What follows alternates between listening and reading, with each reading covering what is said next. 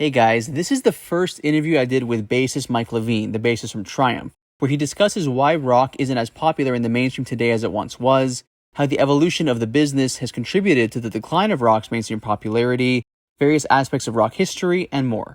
This interview was done for my documentary What is Classic Rock? If you'd like to see the full documentary, the links are available below. Everything I do is 100% DIY. Thanks for watching. Today's artists, I don't know how to describe it, but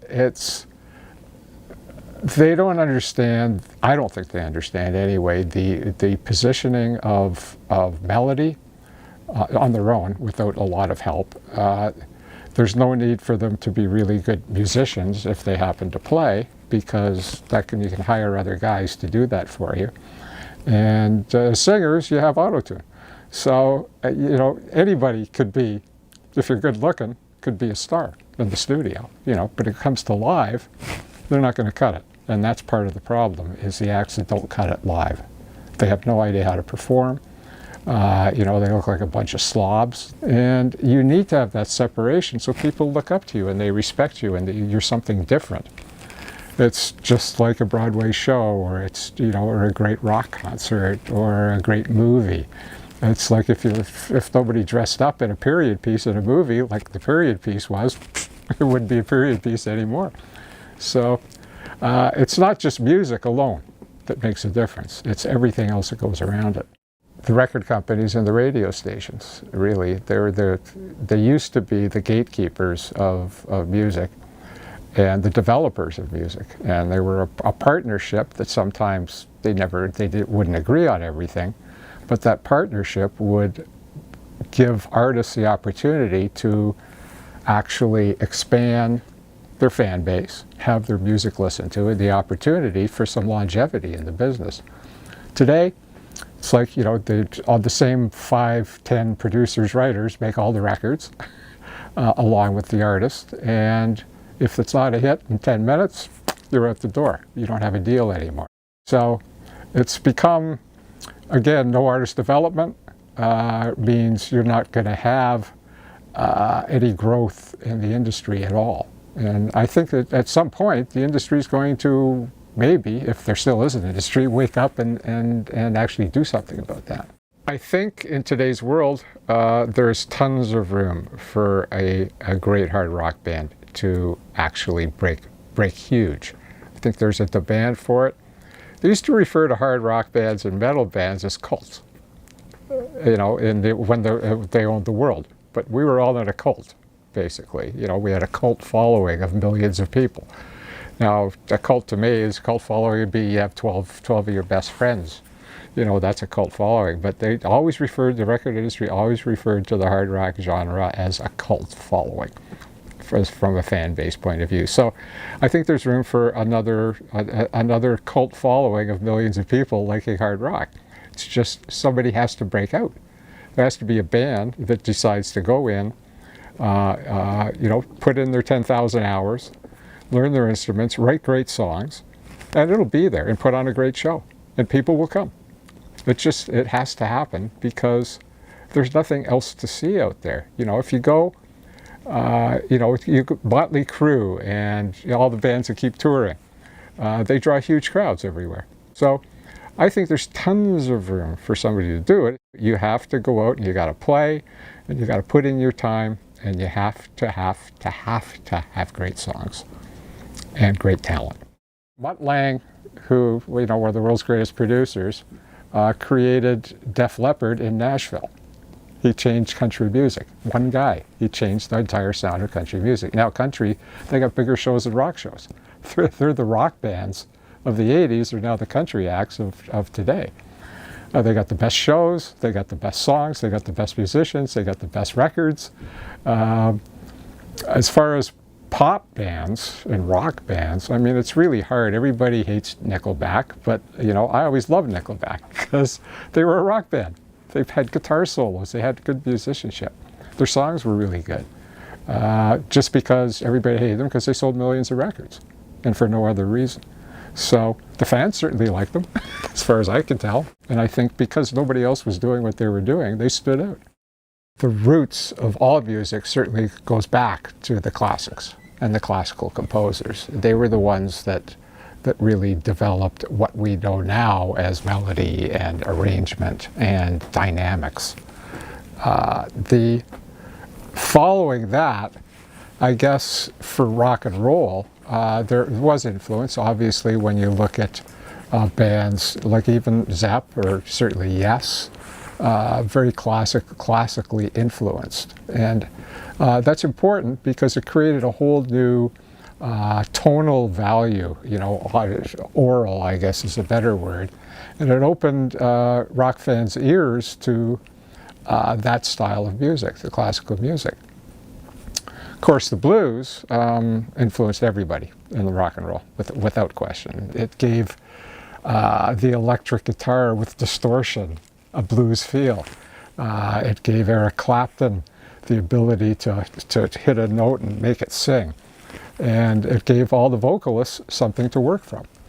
So the British were amazing. I mean, they're the best copyists in the world. But then they took the creative process and made it a craft as well. So they were able to turn the blues into rock. I think the punk movement actually expanded the hard rock movement. I think that by virtue of they were so off base from what the rock movement was doing, musically speaking, that it attracted a whole new set of people into the fan base, so to speak, and the people that would go buy records. Because if you liked punk, you really didn't like hard rock.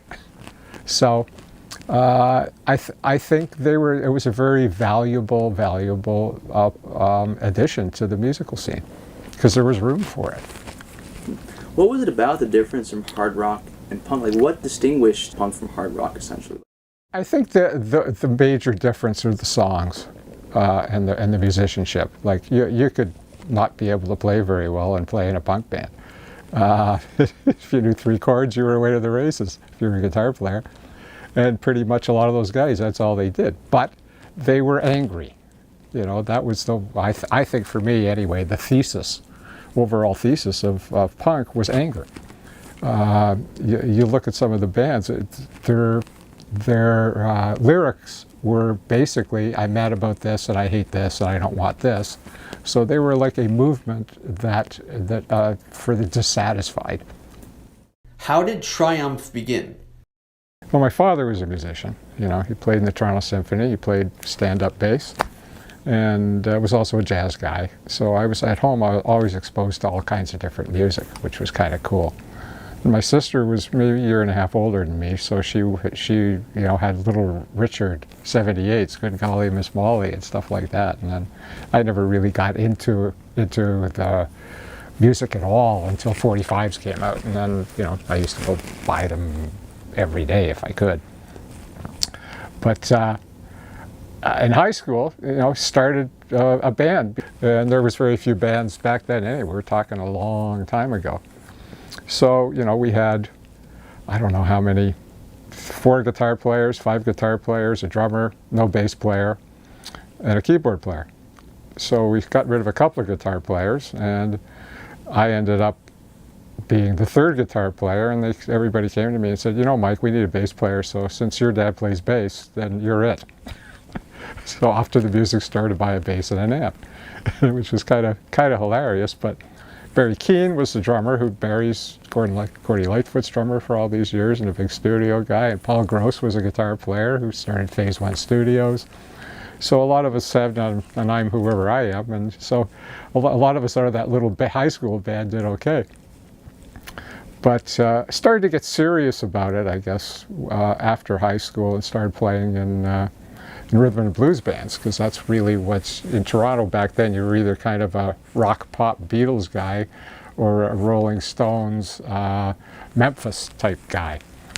Playing Midnight Hour and Hold On I'm Coming and all that. If I had a nickel for every time I played Hold On I'm Coming, I tell you, that'd be incredible. But started in the R&B area, and then rock came along into my life with Gil Moore, my partner in Triumph.